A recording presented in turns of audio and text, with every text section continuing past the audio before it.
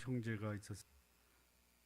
형은 남성적이고 외부 활동을 많이 하고 힘도 세고 성격도 시원시원하고 통도 크고 그래서 사람들이 많이 따르는 편이었습니다.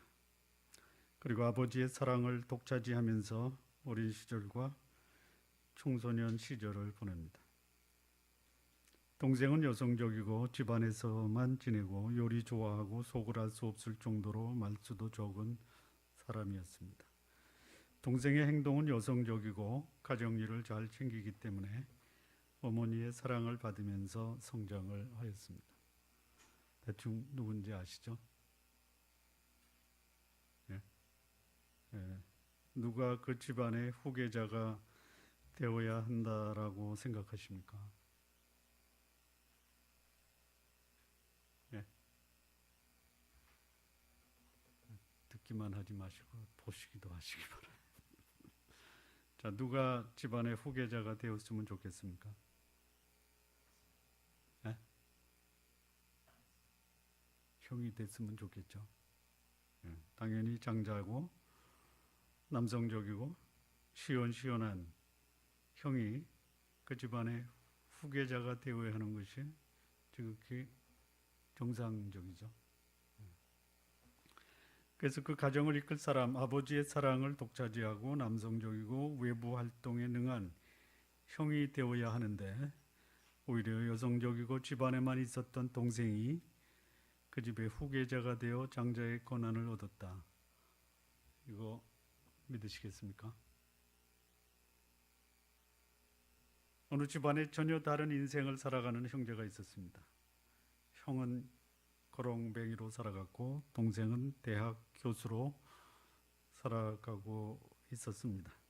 전혀 다른 삶을 살아가는 형제에게 인터뷰를 하였습니다. 형은 어린 시절 집에 걸려있는 액자를 보고 삶의 희망을 포기했다라고 합니다. 그 액자에는 Dream is nowhere, 즉 희망은 어디에도 없다.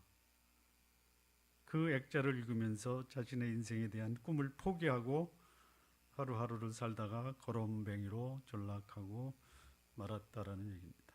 동생, 동일한 액자를 읽으면서 Dream is now here. 예, 형은 Dream is nowhere 이렇게 읽었지만 동생은 Dream is now here. 즉 희망은 지금 여기에 있다로 읽고 자신의 미래를 꿈꾸며 마침내 꿈을 이루었다는 이야기입니다. 우리 성도 여러분, 내 운명은 타고났습니까? 아니면 주어진 삶을 어떻게 경영하고 관리하느냐에 달려 있다라고 생각하십니까? 운명이다.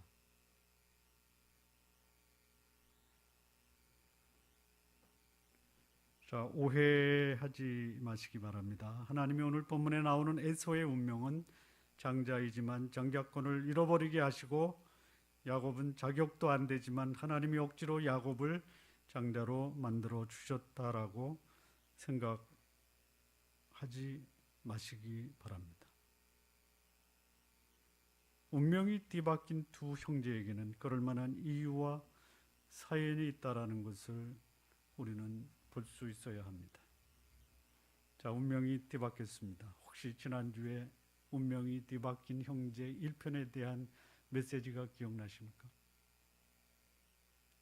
뭐였죠? 지난주. 모르면 주보를 보시면 됩니다. 예. 뒤바뀐 운명은 전적으로 하나님의 주권이고 은혜였다. 그리고 뒤바뀐 운명을 개척하는 데는 전쟁과 같은 고난의 길을 극복해야 된다. 세 번째는 남의 발꿈치나 잡는 자가 세상을 얻는 자로 변화될 것을 기대해야 한다. 이게 운명이 뒤바뀐 형제가 주는 세 가지 첫 번째 교훈입니다. 오늘 두 번째, 운명이 뒤바뀐 운명의 형제가 주는 두 번째 교훈은 무엇인가? 자, 저 정도의 환경, 조건을 가지고 있으면 얼마든지 성공하고 사람들에게 존경을 받을 수 있을 텐데 라고 하는 사람이 전혀 다른 결과를 가져오면 사람들이 놀라게 됩니다. 또한 저 사람이 어떻게 저렇게 성공할 수 있을까? 전혀 성공할 수 없는 사람인데 성공했단 말이야 하는 사람을 보면 더욱 놀라게 됩니다. 여러분, 에서가 장자권을 빼앗긴 게 놀라운 것이 아니라 야곱이 장자권을 차지한 게 더 놀라운 것입니다.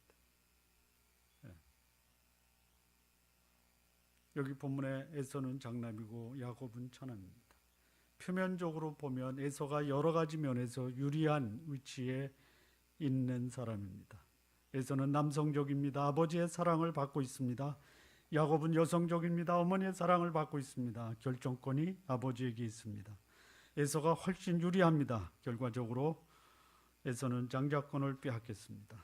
또한 후에 일어난 일이지만 축복권도 빼앗기고 평생 한을 품고 살면서 형제간의 원수가 되어버렸습니다. 어쩌다가 일이 되었는가? 뒤바뀐 형제의 운명, 어쩌다가 이렇게 되었는가? 그 운명이 뒤바뀌어진 형제가 주는 교훈이 무엇인가? 첫 번째입니다. 자, 27절과 28절을 보면요. 그 아이들이 장성함에 에서는 익숙한 사냥꾼인 고로 들사람이 되고 야곱은 종용한 사람인 고로 장막에 거하니 이삭은 에서의 사냥한 고기를 좋아하므로 그를 사랑하고 리브가는 야곱을 사랑하였더라. 자, 이 내용을 보면 유리한 조건을 가진 사람이 누구냐면 에서입니다. 에서. 익숙한 사냥꾼. 적어도 숙달되고 훈련되고 준비돼서 자기가 목표로 하는 것은 반드시 성취할 수 있는 사람. 아버지의 재산이 많습니다. 그 해에 농사를 짓고 몇 배의 수확을 얻었다고 했습니까? 아직 안 나왔구나. 다음 주입니다. 100배. 재산도 많아요. 그런데 이 아들은 그거 가지고 양이 안 차니까 자기 스스로 자기의 그 걸맞는 삶을 위해서 그는 훈련을 했어요. 무슨 훈련했냐? 사냥하는 훈련을 했습니다. 그리고 아버지가 기뻐하는 고기를 아버지에게 음식을 해서 드림으로 아버지의 사랑을 받았습니다. 자, 이 야곱은 조용한 사람이에요. 아주 조용한 사람이에요. 속을 모르는 사람. 이 집안일 좋아했습니다. 그 어머니가 사랑했어요. 자, 유리한 사람은 에서입니다. 불리한 사람은 야곱입니다. 자, 운명이 뒤바뀐다라는 것은요, 유리한 조건이 반드시 좋은 결과를 주는 것이 아니다라는 교훈이에요. 성도 여러분, 나는 참 조건이 나빠. 조건 나쁘십니까? 좋아요? 좋아요. 큰일 났네.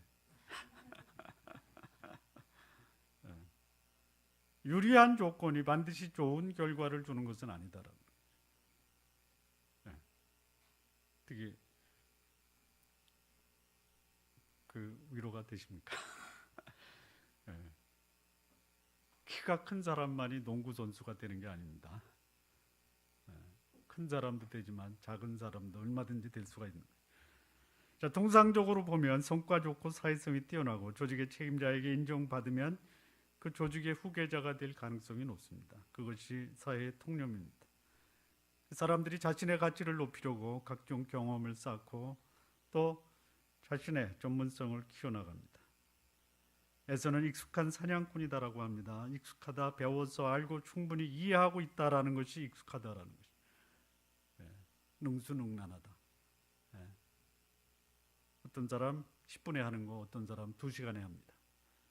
여기에서는 굉장히 숙달된 사냥꾼입니다.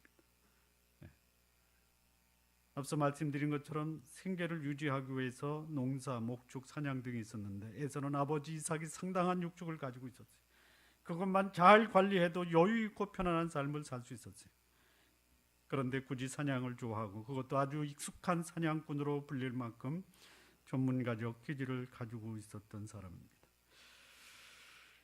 어쩌면 이런 사냥 기술이 나중에 결혼할 때도 충분히 활용이 된 겁니다.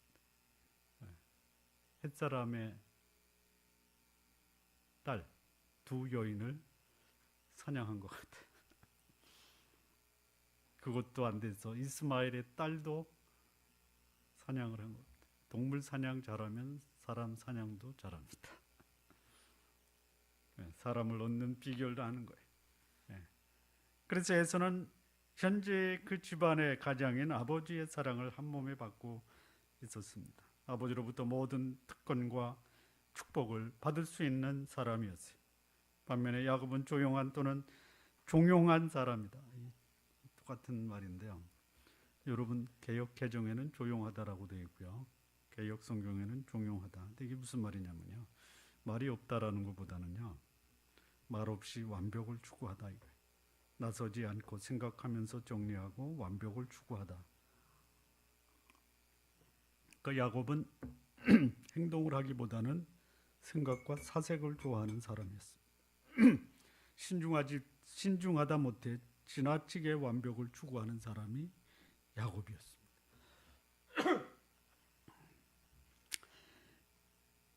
자, 완벽한 사람이 좀 실수하지 않아서 일을 그르치지 않지만 너무 완벽을 추구하다 보면 사람들이 질리게 됩니다. 함께하면 허점이 없어서 인간미가 없다느니 사람 같아 보이지 않을 수 있는 사람이 야곱과 같은 사람입니다. 자기 실속 챙기기에는 빈틈이 없고 그러다 보니까 야곱이 아버지보다는 어머니에게 사랑을 받은 사람입니다.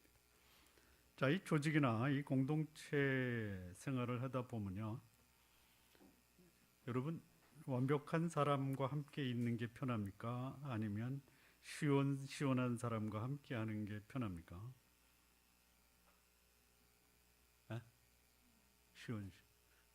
다 아시는구나. 시원시원하게 지내십시오.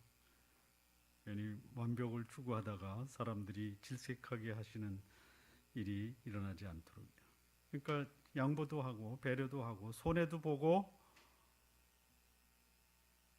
공동체에 활력을 넣어주는 사람이 사람들로부터 존경을 받고 그를 지도자로 세우려고 한다는 것이. 야곱, 아버지가 아닌 어머니의 사랑을 받는 사람으로 에서에 비해서 한 발 뒤처져 있는 사람입니다. 자, 에서와 야곱의 인간적인 면에서 비교하면 각자가 장단점이 있습니다. 공동체 입장이나 조직의 측면에서 보면 완벽을 추구하는 사람보다는 전체를 보고 앞장서서 행동으로 보여주는 사람, 그가 리더가 되기를 바랍니다. 에서의 장점, 참 시원시원하고 주도적으로 자기 일을 개척하고 그리고 부모님의 마음을 기쁘게 하는 그런 장점이 있는 반면에 이 야곱의 장점도 있습니다. 신중하고 계획적이고 치밀하고. 자, 이 야곱의 장점과 에서의 장점이 결합된 사람이 나타나면 소위 말하는 금상첨화의 리더가 될 것입니다. 즉 외적인 활동성과 내적인 완벽을 추구하는 사람, 이걸 합쳐놓는 게 바람직하지 않겠나. 우리 성도님들은 외적으로도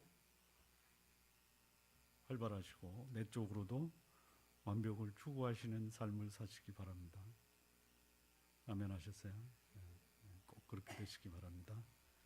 그런데 결과적으로 보면 에서는 장자권을 상실했습니다. 축복을 받는 일에서도 야곱에게 빼앗기고 말았습니다.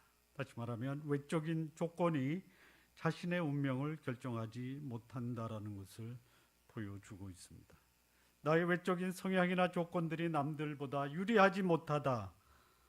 그래서 실망할 필요가 없다는 것이. 뛰어난 리더십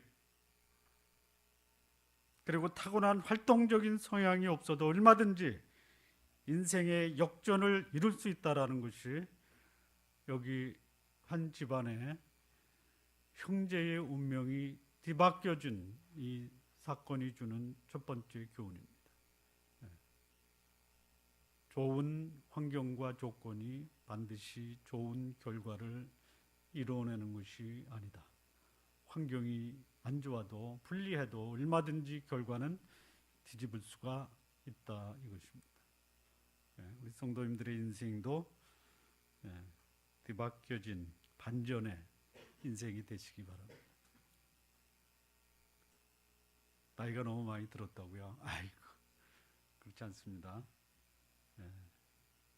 그렇지 않습니다. 80의 인생을 성공시킨 사람도 있습니다. 80도 아직 안 됐잖아요. 자, 두 번째입니다. 두 번째, 뒤바뀐 운명의 형제가 주는 두 번째 교훈이 뭐냐? 29절에서 33절을 보시겠습니다. 야곱이 죽을 쑤었더니 에서가 들에서부터 돌아와서 심히 곤비하여 야곱에게 이르되 내가 곤비하니 그 붉은 것을 나로 먹게 하라 한지라. 그러므로 에서의 별명은 에돔이었더라. 에서가 가로되 내가 죽게 되었으니 이 장자의 명분이 내게 무엇이 유익하리요? 야곱이 가로되 오늘 내게 맹세하라. 에서가 맹세하고 장자의 명분을 야곱에게 판지라. 자, 이거를 보면은요, 이 에서와 야곱이 이렇게 다릅니다. 자, 이 에서를 보면 어떤 느낌이 들어요?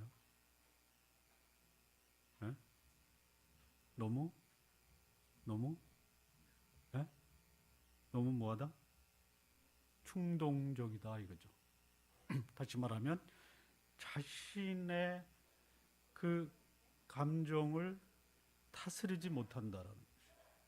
그러니까 육신적 그 필요를 충족하기 위해서 중요한 것을 얼마든지 내어놓을 수 있는 사람. 자, 이것이 무슨 교훈이 되냐면 자신의 감정을 다스리지 못하면 주어진 축복을 유지하기 어렵다라는 것이죠. 그러니까 축복이 안 주어진 것이 아니라 축복을 지킬 만한 의지가 없다라는 것이죠. 여러분, 이게 쉬운 일이 아닙니다. 여러분, 가지고 있는 것 지키는 것이 있습니까? 없는 것, 남의 것 빼앗는 것이 있습니까? 다시 한번 해요. 가지고 있는 축복을 지키는 게 어렵습니까? 남의 축복을 빼앗는 것이 있습니까? 몰라요? 안 해봐서? 안 뺏어봐서? 가지고 있는 거 지키는 게 나은 거예요. 수성하는 게 공격하는 것보다 쉬운 거예요. 그렇잖아요. 아니, 그렇잖아요. 그런데 문제는 그 지키는 사람이 자기를 못 지키면 주어진 축복을 빼앗길 수 있다는 거죠. 이런 일은 벌어나지 마십시오. 자, 에서가 들에서 사냥하다가 돌아와서 무척 피곤했습니다. 몸도 피곤합니다. 배도 고픈 상황에서 야곱이 죽을 쓰고 있었어요. 배가 고파서 뭐 그럴 수도 있겠다라고 하는데요. 죽을 달라고 하니까 야곱이 장자권을 팔라라고 제안을 하여. 자, 그런데 이 에서가 배가 고파 죽게 되었는데 장자권이 대수냐? 일단 배를 채우고 보자 이거예요. 그래서 이 장자권을 죽 한 그릇에 팔아 넘긴 것입니다. 여기 보면요, 이 에서의 그 상황을 좀 설명을 할게요. 돌아왔어요. 피곤해요. 배도 고파 죽겠어요. 냄새가 솔솔 나는 거예요. 죽겠어요. 여기 이제 32절 보면요, 죽게 되었다 이렇게 됐죠. 이게 배고파 죽게 되었다가 아니라 먹고 싶어 죽겠다 이거. 그래서 30절을 보니까요, 그 붉은 것으로 나로 먹게 하라. 이게 참 재밌는 말이에요. 나로 먹게 하라. 이게 무슨 소리냐면요, 나 지금 배고파 죽게 되었으니 당장 먹지 못하면 죽을 것 같아. 그래서 그 죽을 빨리 나에게 주란 말이야. 코를 박고 먹을 거야. 그러니까 빨리 죽을 먹게 하란 말이야. 이러는 겁니다. 그 죽을 안 먹으면 나 죽겠다라. 나 정신없이 먹을 테니까 빨리 줘. 나 그거 안 먹으면 지금 죽는다. 그러니 지금 눈앞에 보이는 것은 오로지 죽이에요. 죽. 장자권에 대해서는 관심도 없어요. 그렇게 해서 에서는 장자권을 죽 한 그릇에 야곱에게 넘긴 것입니다. 여러분, 아무리 배가 고파 죽을 지경이라도요, 장자권을 팔아 넘겨서는 안 됩니다.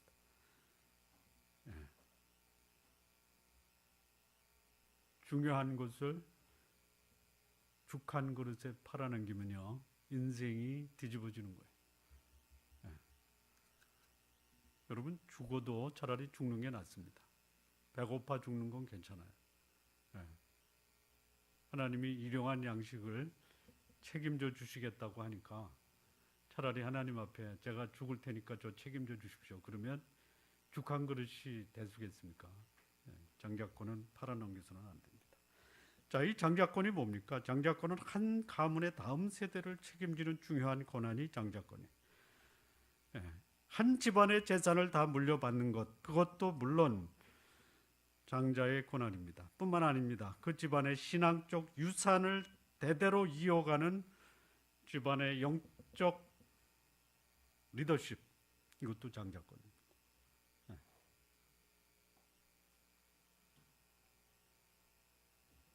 근데 그거를 에서가 소홀히 여긴 거예요.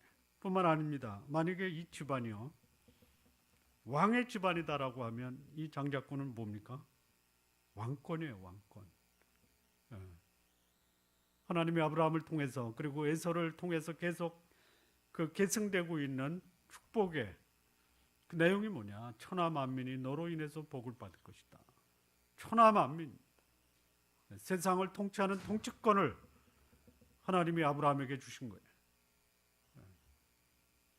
그 엄청난 특권인데 그 장자권을 에서가 소홀히 여긴 것이에요. 여기 34절 보면 야곱이 떡과 팥죽을 에서에게 주매 에서가 먹으며 마시고 일어나서 갔으니 에서가 장자의 명분을 경홀히 여김이었더라. 경홀히 가볍게라리죠. 이 가볍다라는 말이 들면 가볍다가 아니라요. 별로 가치 없게 생각하다 이겁니다. 더 심하게는요. 멸시하다라는 뜻이에요. 그러니까 자신의 육체적 필요, 떡과 팥죽을 먹고 허기를 채우는 것이 장차 자신의 운명과 미래를 결정할 이 장자권보다 더 중요했다라는 거예요. 여러분 배가 고파도요 생각을 하고 허기를 채워야 됩니다. 에서의 장자권 상실, 운명이 뒤바뀌게 된 것은 결코 운명적인 것이 아닙니다. 자신을 다스리지 못했기 때문에 결국 장자권이 넘어간 거예요. 노하기를 더디하는 자는 성을 빼앗는 것보다 낫고 성내기를 더디하는 자, 자기를 다스리는 자, 세상을 얻는 것이요. 무릇 지킬 만한 것보다 내 마음을 지키라. 이는 생명의 근원이 이에서 난다라고 말합니다. 자신을 다스리지 못하고 무엇이 중요한지 또는 무엇이 중요하지 않은지에 대한 분별력이 없었기 때문에 에서는 장자권을 잃어버리고 만 것입니다. 적어도 자기가 의사결정을 할 때 이 결정이 어떤 결과를 가져오는지 생각을 해보고 고민하고 결정을 하는 삶을 살아야 됩니다. 자신의 운명을 가를 엄청난 결정을 생각도 하지 않고 단순히 허기를 채우는 죽한 것으로 바꾼다라는 것 참으로 어리석은 것입니다.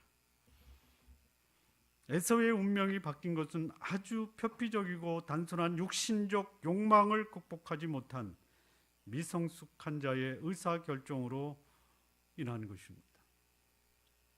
자, 의사결정을 하기 위한 중요한 요소 세 가지만 좀 제시하겠습니다.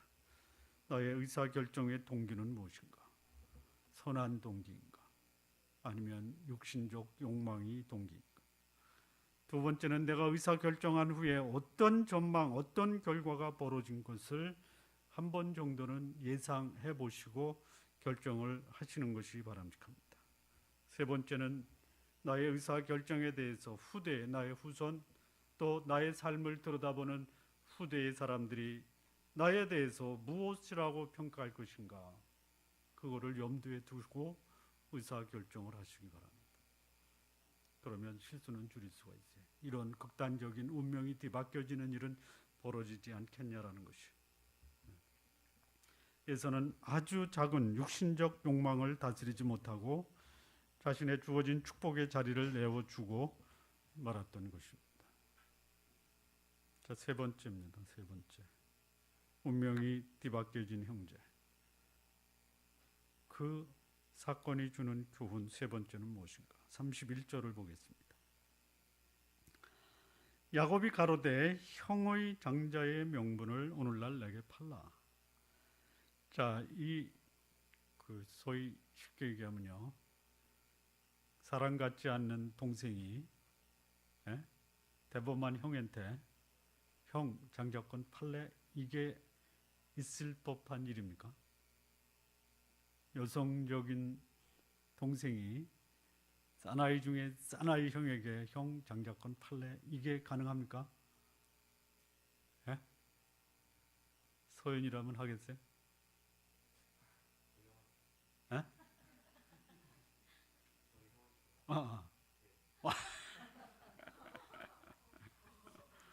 이 정도 그 의지가 있어야 되는 거예요.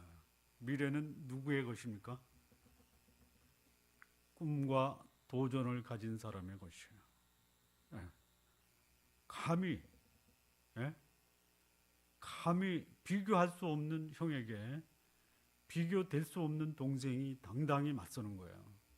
형 장자권 내게 팔어. 미래는 누구의 것이다? 꿈을 가지고 도전하는 자의 것이다. 여러분 꿈은 꿀 수 있잖아요. 꿈만 꾸지 마시고요. 다음엔 어떻게 해요? 덤비는 겁니다. 덤비는 거예요. 전 우리 교회 성도님들이 꿈과 도전의 삶을 사셨으면 좋겠어요. 운명론적으로 살지 마시고요. 꿈과 도전의 삶을 사셨으면 좋겠습니다. 야곱이 잘했다라고 칭찬하고 싶은 마음이 없습니다. 아주 치사하고 사람의 약점을 이용해서 자신의 목적을 달성했어요. 우리 성도 여러분, 목적이 좋다고 수단이 정당화될 수는 없습니다. 근데 야곱은 목적을 위해서 수단을 정당화했던 사람이에요. 자기 마음속에 장자권에 대한 이 꿈이 있었어요. 물론 그 꿈은 어머니로부터 받은 겁니다. 어머니가 야곱을 사랑하니까 어머니가 이 아이를 뱃속에 놓고 있을 때 하나님이 리브가에게 말하기를 큰 자가 어린 자를 섬길 것이다. 그 얘기를 들었어요. 꿈은 여기에 있다라고 그 액자를 본 동생과 꿈은 어디에도 없다라고 본 형의 운명이 뒤바뀌어진 것. 그 속에 어떤 꿈이 있느냐가 그 사람의 운명을 결정하는 것이. 야곱에게는 장자에 대한 꿈이 있었습니다.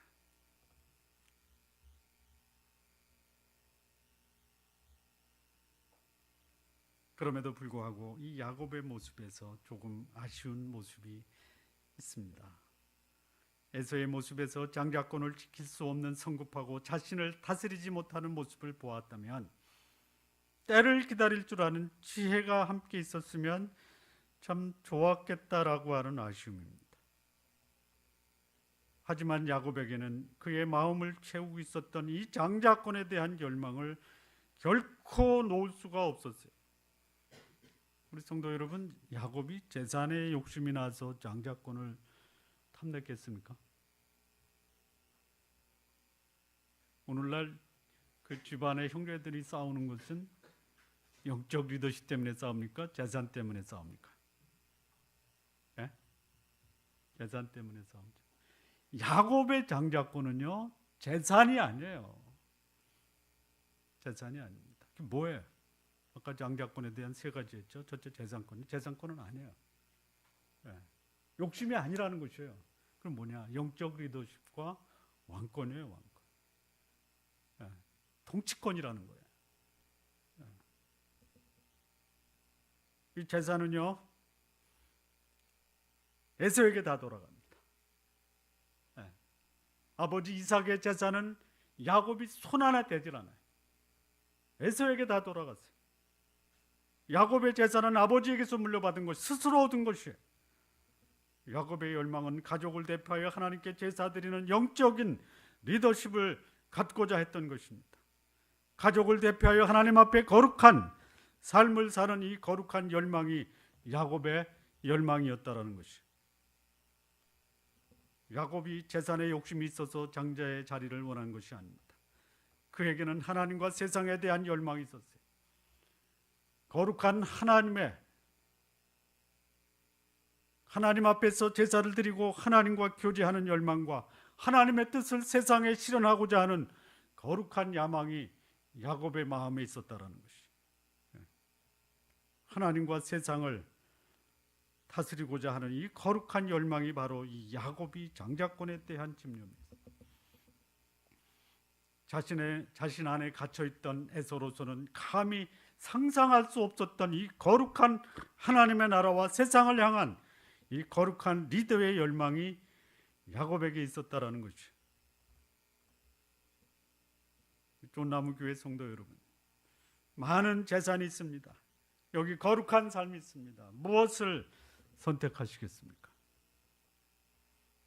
일단 재산부터 확보하시기 바랍니다.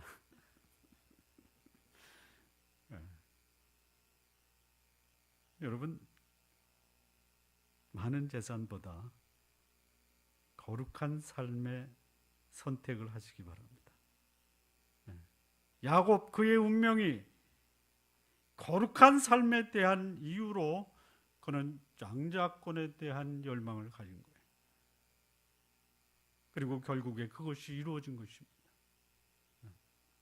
물론 야곱이 행한 행동을 보면 다소 심했다라는 생각이 듭니다. 그런데 그의 지나친 야비한 행동은 그의 거룩한 열망에서 시작된 것이라고 볼 수가 있습니다. 조금만 더 기다렸으면 얼마나 좋았겠는가. 한 개인의 운명, 그 운명의 변화는 자신에게 있는 거룩한 꿈에서 시작이 되고, 그리고 그것이 모험을 가능케 하는 것입니다. 자녀에게 재산을 물려주시지 말고요, 꿈을 남겨주시기 바랍니다. 제가 전에 그 자녀에게 남길 영적 유산을 말씀할 때 미국 프린스턴 대학의 블랙 우드라고 하는 교수가 말씀한 부모가 자녀에게 남긴 3가지 유산 말씀드린 거 기억 안 나시죠? 나시면 안 됩니다. 첫 번째는 뭐냐면 아름다운 추억, 두 번째는 좋은 가치, 세 번째는 좋은 습관입니다.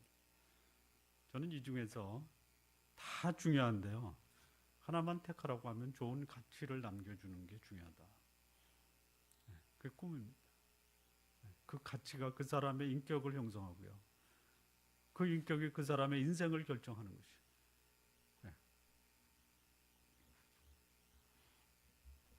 야곱에게 있었던 그 꿈이 도전과 모험을 가능하게 한 것이고, 그것이 그의 운명을 바꾸어 놓은 것입니다.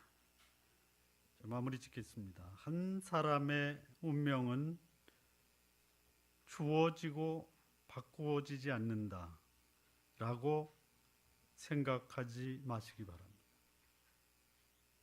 어쩔 수 없었다느니, 아니면 이것이 나에게 주어진 운명이다느니라는 말은 제발 하지 마시기 바랍니다. 하나님이 여러분 안에 계시고, 그리고 그분이 여러분에게 주신 꿈이 있다면 그 꿈을 찾아내서 그 꿈을 이루시기 바랍니다. 유리한 조건에서 살고 있다면 결코 자만하지 말고, 불리한 상황에 처했다면 절망도 하지 마시기 바랍니다. 불리하고 유리한 것은 내가 선택한 것이 아닙니다. 주어진 상황에서 내가 무엇을 선택할 것이냐는 나에게 주어진 권한이고 내가 결정해야 됩니다.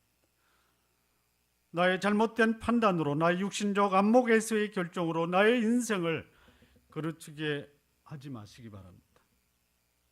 시간이 지나고 세월이 흘러 그때의 나의 결정에 대해서 후회하는 인생 살지 마시기 바랍니다. 오히려 오늘 나의 판단과 결정을 신중하게 하고 기도하고 하나님의 인도하심을 받아 결정하는 지혜로운 삶을 사시기 바랍니다.